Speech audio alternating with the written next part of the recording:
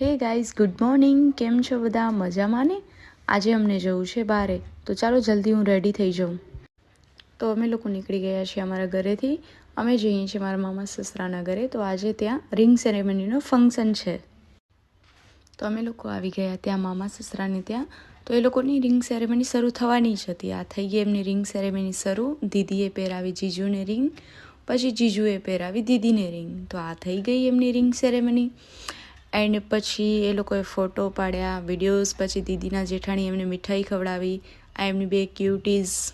પછી cake cut કર્યો એ લોકોએ.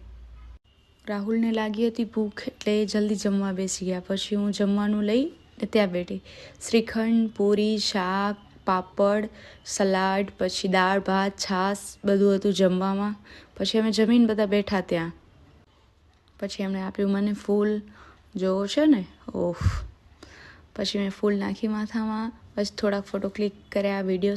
પછી રાહુલ થાકી ગયા તો એ થોડીક વાર હિંચકામાં બેસી ગયા. તો ત્યાંથી તેમણે મામાએ બોલાવ્યા. મામી લોકોએ કીધું કે તમે આવો થોડી વાર અમારી સાથે ત્યાં મારી બેનના ઘરે.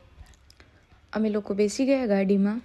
તો અમે લોકો નીકળી ગયા ત્યાંથી બધા માસીના ઘરે જવા માટે. ચાલો અમે લોકો આવી ગયા માસીના ઘરે. માસીના ઘરે તો આવી ગયા પણ ચાવી અમારી રહી ગઈ પાછળ. તો ચાલો હવે માસી ચાવી લઈને આવી ગયા. તો અમે લોકો જઈએ છીએ ઘરની અંદર. તો અમે લોકો બહુ જાજો ખાસો ટાઈમ રોકાઈ ગયા ત્યાં. તો હવે અમે લોકો જઈએ છીએ ઘરે. તો અમને લેટ બી થઈ ગયું છે. ઘરે જતાં જતાં અમારી રાત પડી જશે. અમે લોકો નીકળી ગયા છીએ ઘરે જવા માટે.